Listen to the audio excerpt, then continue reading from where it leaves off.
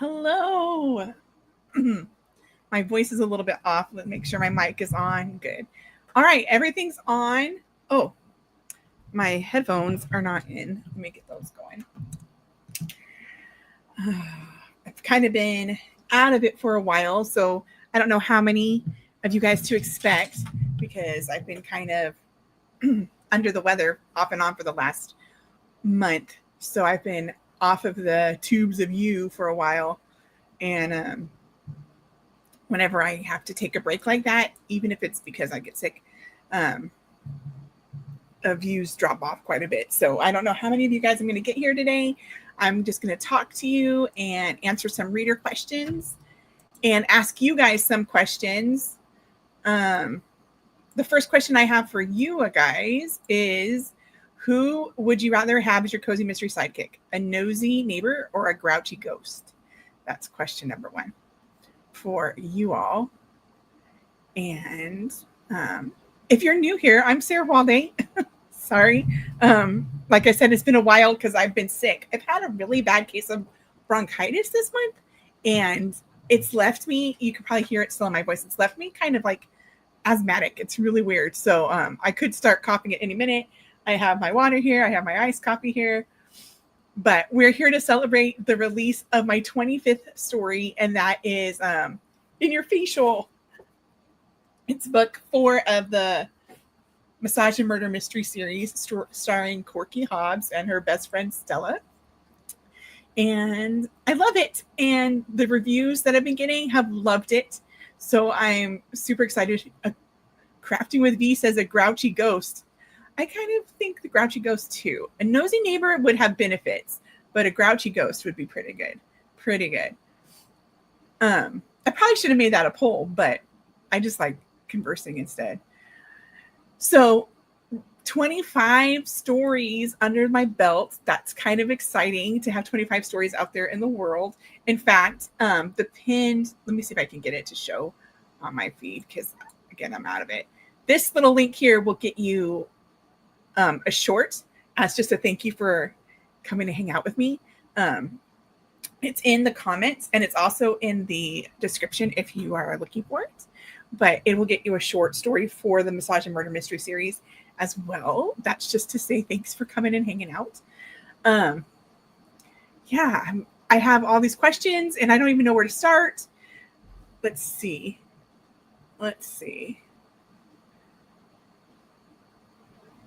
Okay, I already told you the new title of the book. That's, do I have any real life Easter eggs in my books? I get asked this question almost every book launch, and I love answering it because yes, of course I do.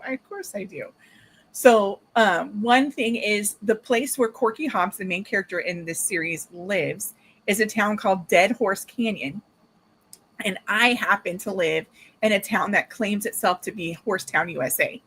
So that's kind of a nod to where I live and kind of a joke about where I live because I don't even own horses, but literally you could drive down my street. You can see horses.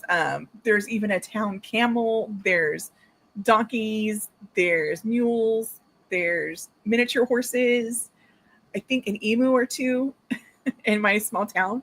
So Dead Horse is a nod to Horsetown, USA, where I live.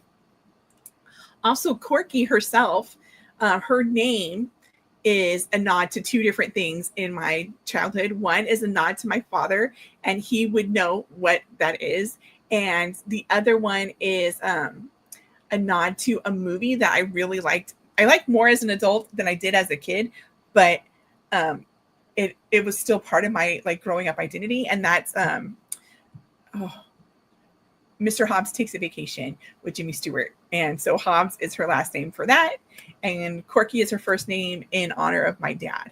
So, and Corky is not his name, but he knows why it's what it is. So that's how she got her name. That's how the town got her name. And let me think of one more Easter egg for you for a Massage and Murder Mystery series.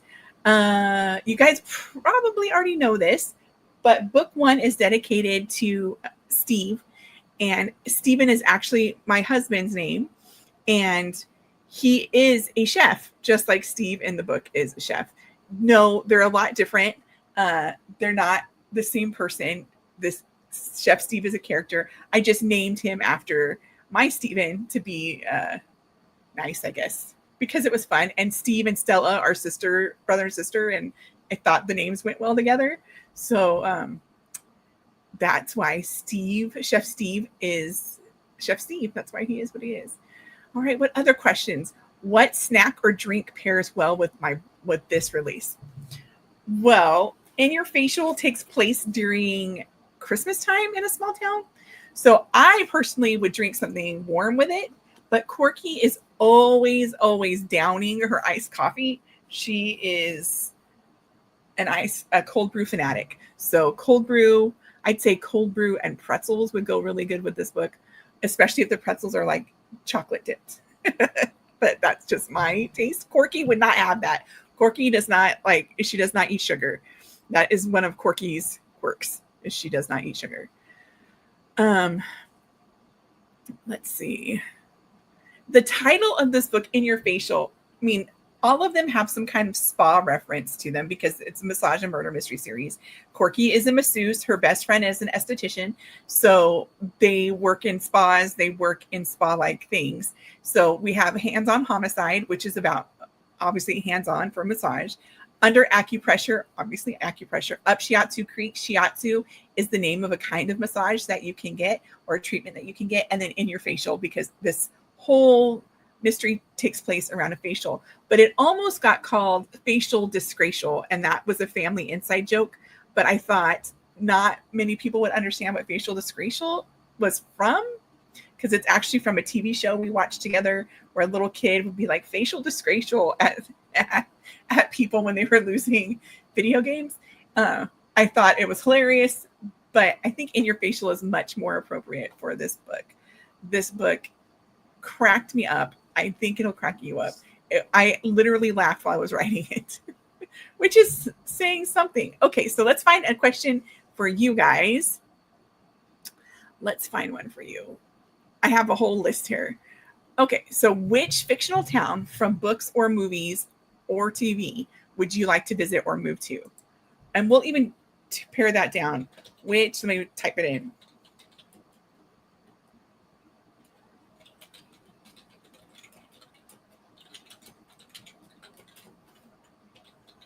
I can't type while I'm being watched.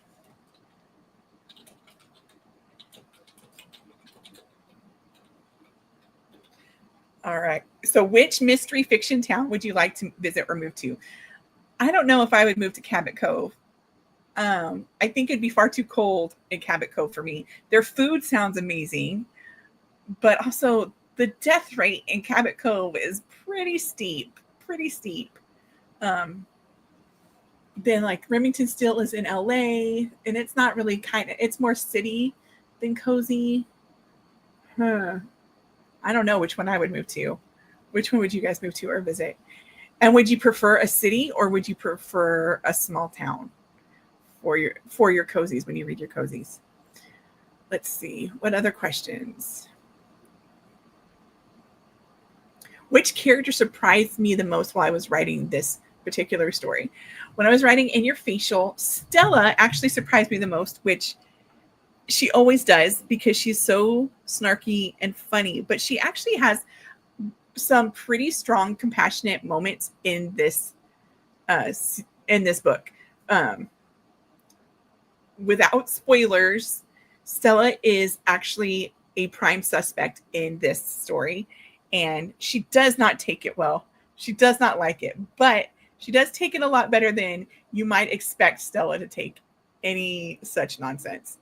She cracks me up, and I get letters often, maybe not all the time, but often, telling me how much people like Stella. That they want Stella to be their best friend, and who could blame them? Stella is the best. All right, so let's do some either or. Let's see. Would you rather attend? So there goes my voice. Told you. Would you rather attend a garden party or a county fair?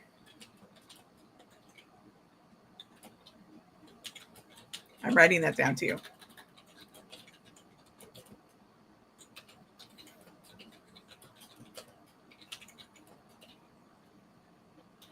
If you're watching this on the replay, hopefully I've gotten the comments to where you can see them and you can answer too, because I would love to see what you guys would like, what your favorite thing would be for visiting. I think I would rather go to a county fair because there's funnel cake at a county fair, and I'm a big sugar person. So I would love to go to a county fair. Plus, I feel like there's a lot more artisans that you can see, and a lot of more lots of more trinkets to touch and purchase and all that kind of stuff. All right, let's see. Oh, here's another one.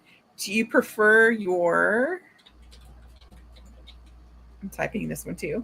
Do you prefer your sleuths to have psychic vibes or sharp logic? I don't think anyone can accuse my characters of having sharp logic. In fact, when I'm looking through all the series that I've written so far, my characters are smart, but they lead mostly with their heart. And this is why I love them so much. This is what makes them so relatable to me and makes me want to spend more time with them. And two of my detectives have like the psychic vibe to them. Quirky, obviously, when she touches people, she can see their deepest secret or whatever they're thinking about at that moment. And then there's Penny Nichols, who can see death coming 24 hours before it actually happens. So that's something there. But see, I like TV shows that have logic. Like, have you seen Ludwig? I love Ludwig. It was really cute. Let's see. I've already finished season 1. I'm waiting for season 2. Okay, here comes another this or that. All right. Would you prefer your victim to be murdered by a muffin or poisoned with perfume?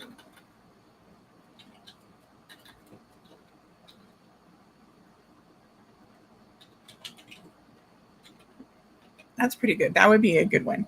Murder them with a muffin, or like, yeah, you could even like get something they're allergic to inside the perfume, or have somebody like severely asthmatic, more than what I'm playing with right now, and spray the room full of perfume until they like have an attack, and then mess with their inhaler, and they can't. Yes, I really think that way. Yes, I really think that way. So we've got our town, we've got our setting, we've got our detective, we've got our murder weapon. So let's see where we find our clues. Where would we find our clues? Would you rather...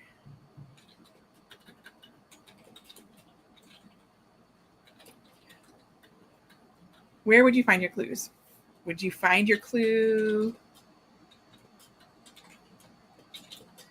Find the missing clue in a cake or in a crossword puzzle? So we've got setting. Look at this. We're writing a story together. So we've got our setting. We've got our detective's abilities. We've got how the person was murdered and how we find the clues. What is your mystery shaping up to look like? Mine has psychic vibes in Cabot Cove-ish area. Psychic vibes, murdered at a county fair with a muffin, and the clue is found in a cake.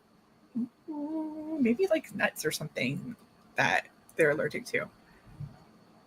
Okay, this or that. And now we know that I would probably have a ghosty figure in this too, because question number 1 gives me my sidekick, right? So you've got your sidekick. Are you writing this down? Because you guys can write your own cozies now with these questions. What am I doing? I'm training up competition. Okay, so how would you read it? How would you want your readers to read your book? Would you like it?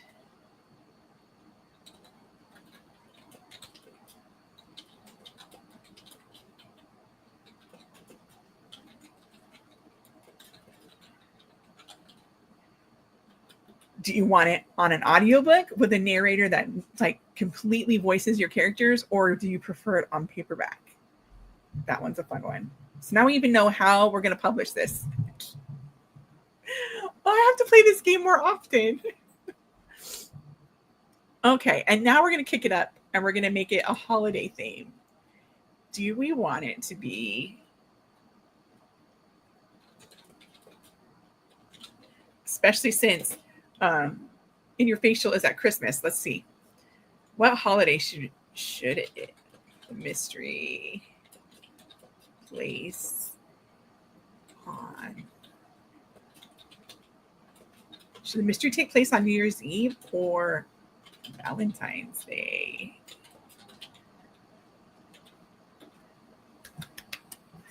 That sounds like so much fun. So yeah, my cozy mystery that I'm building has a ghosty sidekick. It takes place at a county fair with psychic vibes, murdered by a muffin, with the missing clue baked into a cake. And it's going to be on audiobook, and it's going to take place on Valentine's Day. What about you guys? What does your cozy mystery look like? Oh, let's see if I can. I've got a whole bunch of questions, so let's see if I can get out, like show you guys all my questions that I've worked out together, so that you can, because I have many more than that. Those are just the ones I've been sharing with you guys. I love this or that games. They are fun. So yeah, I really like writing quirky. This book in the series is one of the best selling in her series so far, as far as new releases go, um, which is great. It lets me know that you guys are really enjoying. It's not working for you. Bring up my. Come on. Maybe it'll bring up my image now that I have. Waiting for you guys. Sorry, I'm still scattered. This cold knocked me down, and then I'm getting back up and figuring out what to do. Here we go. Oh well, this one isn't the same one. Oh well. But here, you guys can use this if you want to. Let's see if I can get it to present.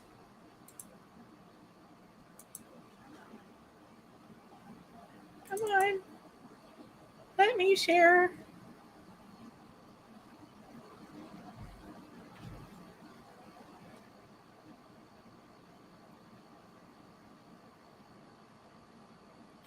Trying to get the graphics so that you can screenshot it and write your own cozy. Tell me what your cozy looks like. But it's not working, so we'll just forget about it. Let me read you some of the reviews I've been getting for this one. If you have an author that you love,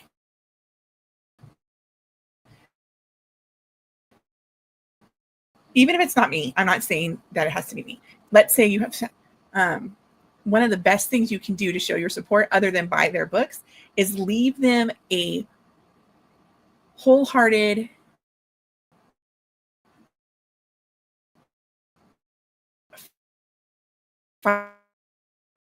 five-star review, but only if that's honest. Only if that's an honest review for you. Using trio that have to work together to save Stella from jail. Yep. Save from jail.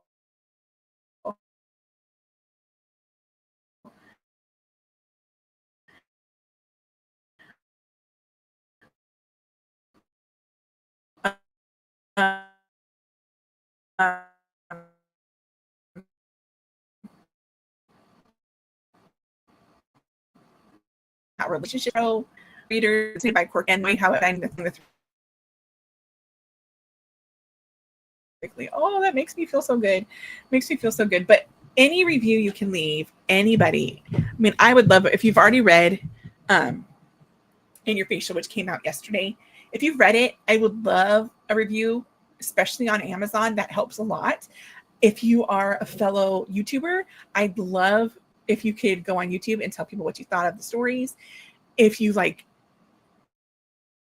want interviews and stuff, I'm up for that. If you reach out, we can see if we can work something out. But reviews really help every author, big, small, independent, traditionally published. Every author gets help from reviews. I even get help from negative reviews. I hate them, but they help me because they help me learn how to grow and what to focus on learning for the next book before I start it. So, but reviews are amazing. Let's see.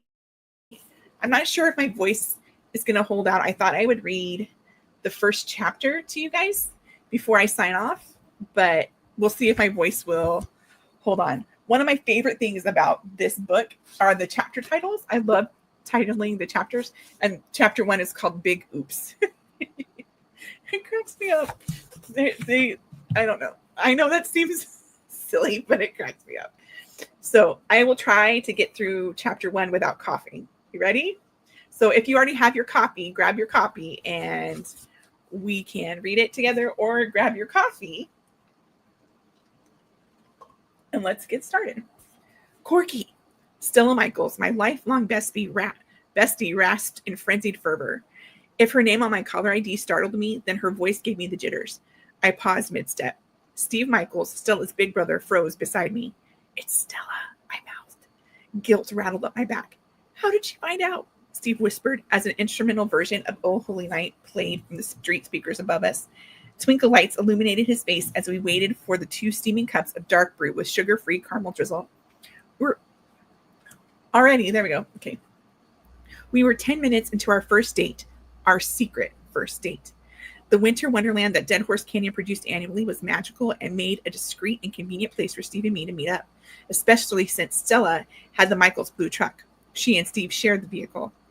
Steve and I had met at the town center and then strolled side by side down Main Street, enjoying the holiday ambiance. Considering neither Steve nor I had mentioned our date to his sister, her call couldn't be more poorly timed. I shrugged at my forbidden date before responding to Stella. What's up? I tried to come across as casual and not mysterious. I failed. I hoped Stella wouldn't notice. She's dead. Stella's tone shook me. Who's dead? Audrey Dallas. Who? I asked, dumbstruck. Audrey Dallas, my client. She's dead. I was having trouble wrapping my mind around Stella's declaration, and then it hit me. Audrey Dallas, your current facial appointment. Yes, she's dead. You're sure? I said in haste. Positive. How? When? Stella's voice cracked. I don't know. Something happened. I blacked out, and then a knock resounded on Stella's side of the phone. You all right in there? A male voice asked. No, Stella answered. Call for help. Call the police.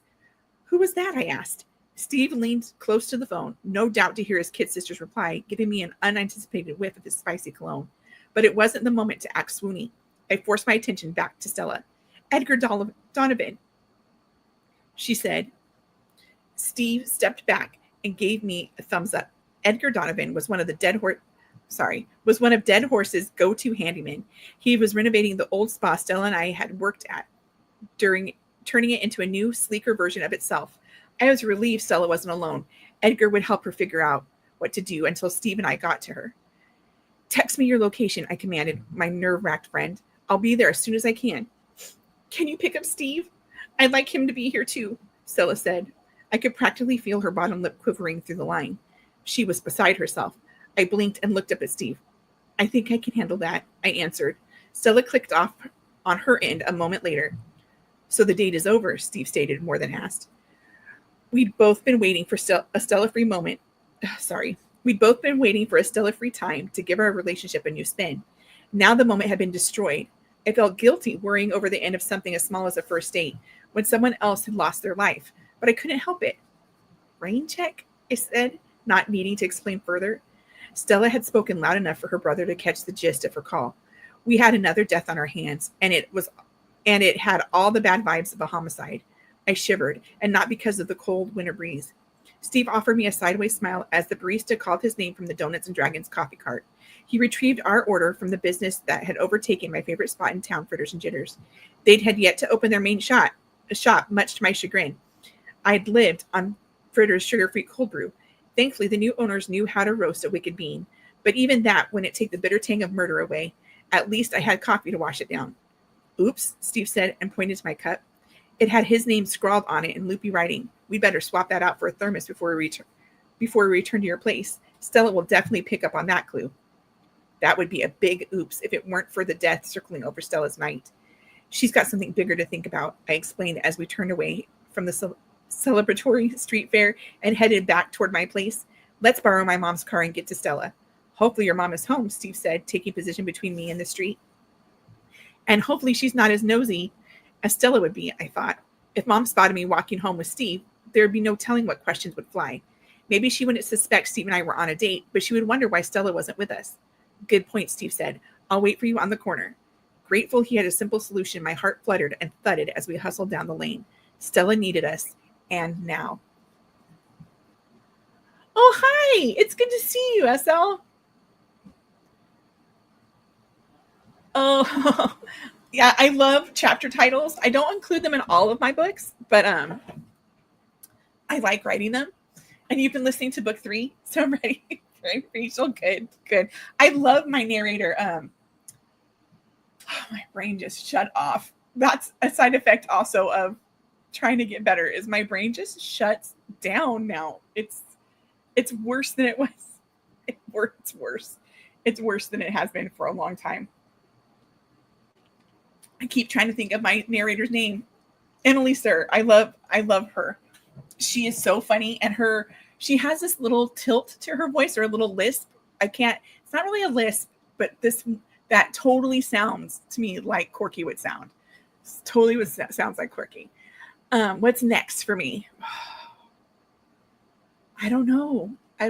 I have another series that I've started, and I don't know if I want to release that before writing one in a series that I already have going. I have one manuscript ready that I need to be editing, and then I have 2 more manuscripts that I'm writing, and I keep flipping back and forth between them. And one is for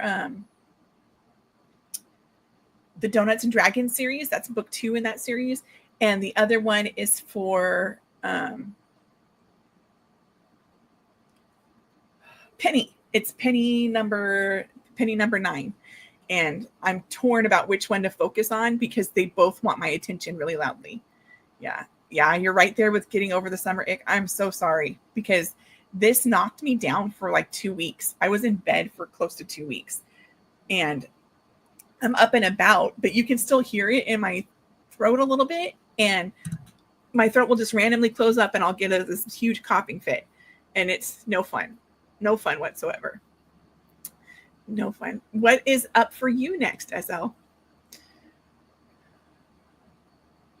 I know there's a lag on here, so I'll give you a little bit, but flipping back and forth between projects can throw me off. I'm really worried when I do that, and so far it hasn't happened, but I'm really worried about when I flip back and forth between 2 projects, especially if they're in first person. I'm really afraid that they'll sound the same. And my characters are different people. So I want my books to sound like, when I write Quirky, I want her to sound like Quirky. When I write Remy, I want her to sound like Remy. When I write Penny, I want her to sound like Penny. I don't want to mix them up. And so I get really nervous that they'll sound the same. So I try really hard not to flip back and forth. But this season has been really, really tough on me. There's a lot happening right now in my life that I'll disclose some other time, but there's a lot going on, I had my daughter's graduation, and I got a lot more emotional about that than I figured I would. So that made me stop writing Penny and need to do something brand new.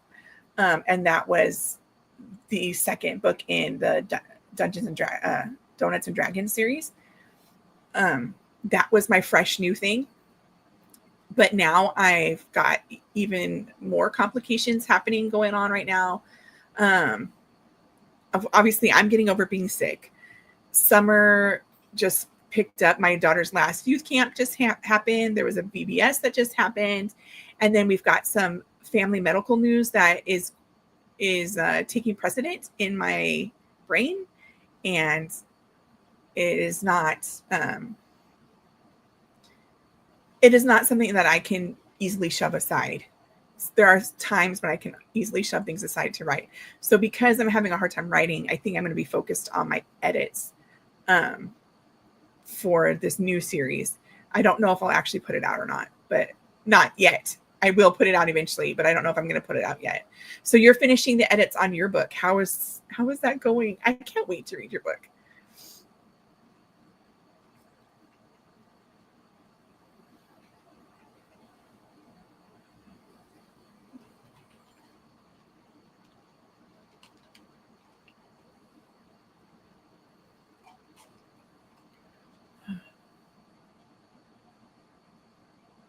Yeah, major life changes. It's major life changes. I have had some things that are going to be staying similar, like different but similar. So when my daughter was homeschooling still, I had to. I didn't have to, but I worked at a co-op and I taught kids how to write their own mystery novels, and I taught worldview using old movies. And so this year I'm actually returning to the co-op without my kid, which is going to be weird, but I'm co-teaching theater, something I've never taught before, but I'm excited to teach. And I'm teaching speech and debate, and which is a lot like theater, but different at the same time. But so it's different strengths coming out this year. Returning to the co-op that I'm familiar with is great. That will give me a little bit of stability, and like things are kind of more normal. So maybe by the time I start that, my books will start coming back out of my head. You start to make progress on your book. It's going to betas next week. Well, I'm so excited for you. I'm so excited. Where do you get your betas? You have your own group of betas, right? You don't pay beta readers. I usually pay at least one beta reader because I'm hoping anyway that they can be ruthless with me. Because few things are worse than going back over your old story and realizing there's a plot hole. Yeah, theater and debate. Isn't that crazy? Theater, speech, and debate. Yep. That's going to be what's happening. It's starting at the end of August. You can come in. I'm still on my call, but yeah. So my little office, you can hear noises, the door opening and shut. My little office is literally a corner of our family spare room. So what you see is pretty much the space I have. But so you'll hear life happening all around me when I'm doing these lives.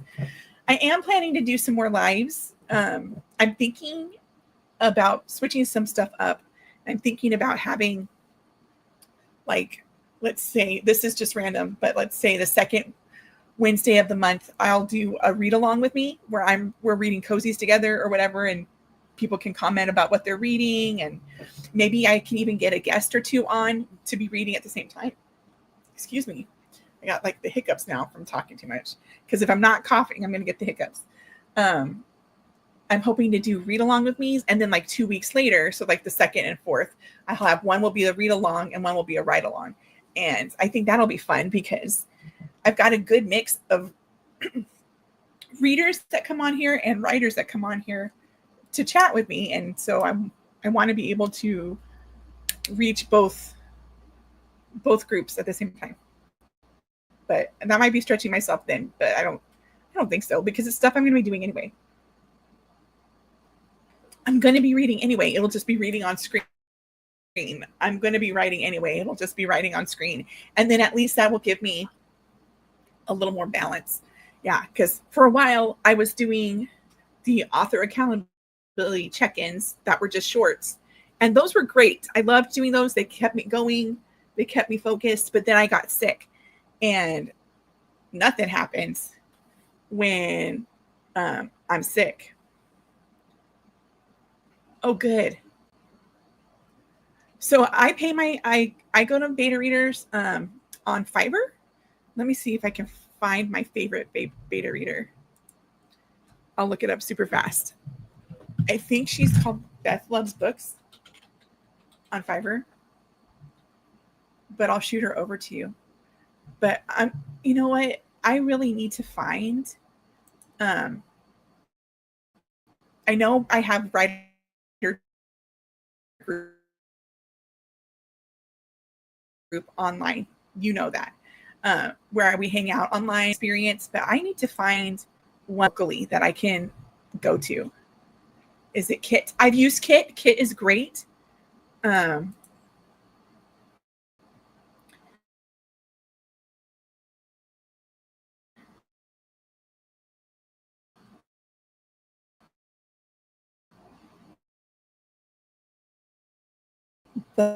But she's very thorough.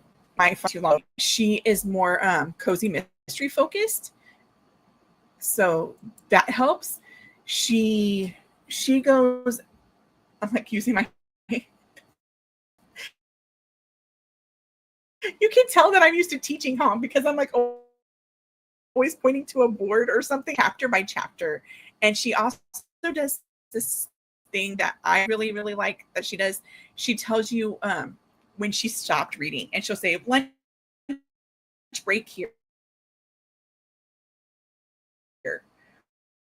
Or she said, finish reading here for the night. Or she'll say something so that you know if the book drew her in as a reader. And I really like that.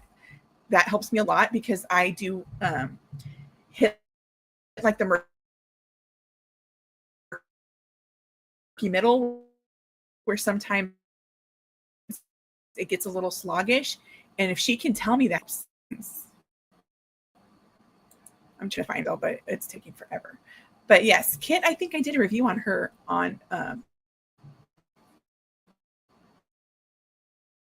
I used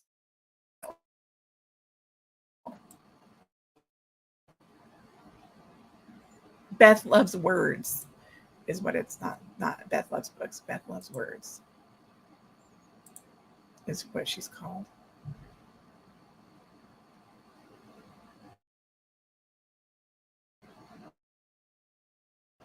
Let's see here. So if you're not if you don't know what Fiverr is and you're a writer, Fiverr is this website that has a lot of freelancers on it that you can sometimes they're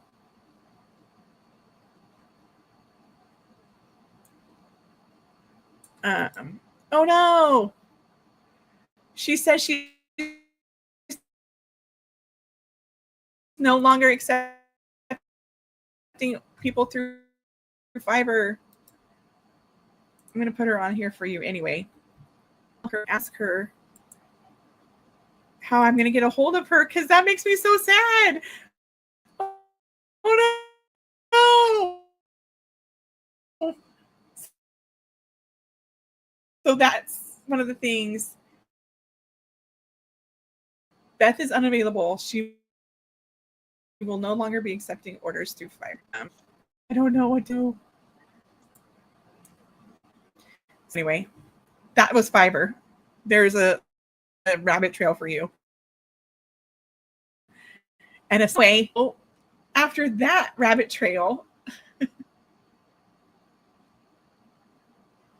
right? So SL, I'm like that too. I'm ADHD too. And I just get bored. Even if I love the books.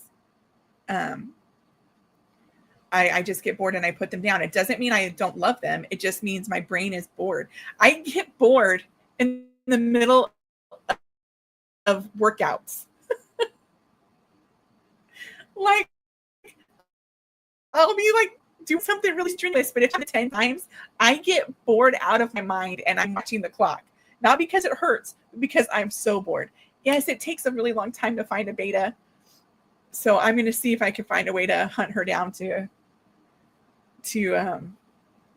find her on other sites. We'll see. We'll see. I don't know. I used to have a beta named Max, and she was amazing as well. But she stepped away from Fiverr also a long time ago. She was my beta reader for my penny books at the very, very beginning. She was great. I even named a character after her because in the penny, because she was great. So and now I've just gone off on this whole beta reader rabbit trail because that's how I roll. That's how I roll. And I have my coffee, and that's making me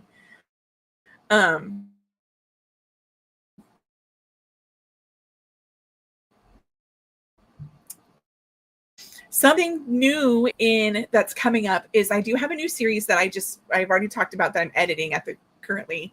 And I have found a main character whose name doesn't end in the sound E. Because I've got Penny, Quirky, Remy. My other series, there's Lydia and Kat and Flora. So those aren't E sounds, but three in a row, three that I wrote right after each other, all in the E sound. So coming up, there's going to be a Harper.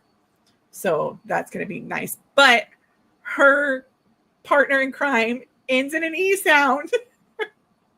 I don't know if that's just me or if that's something that has to do with cozy mysteries. If they just fits the sound better because the sound sounds more cheerful. I don't know. But that's a weird thing I've noticed going into my writings. How do you guys, like, if you guys are writers, how do you find names for your characters? And if you're readers, what character names do you like the most? Like, what's a character name that you've been like, oh, this name's great? Because names are hard. They need to mean something, but they also need to like stick with you. They need to stick with you. Jane names. You have too many characters with J names. That's my sister's family. Just start on people because you don't know which one you're trying to call. Yeah, you like what you like. That's just what happens. All right, lovelies. I am going to take off. I need to fix dinner for my family and spend some time just chilling out with my kiddos. But my kiddos' names, one of their names ends in E. Like, I've got Zoe standing right here in front of me. One of my dogs' names ends in the E sound, Lucy. So, Zoe and Lucy. I was just really like that sound. I don't know what it is. I don't know. You guys coming to hang out if history would look like if you were to write one. And if you are a writer of cozy mysteries, keep me in the loop. I love reading cozy mysteries as well as writing them. So you'll get a fan in me. All right. God bless you, and I'll catch you later. Bye.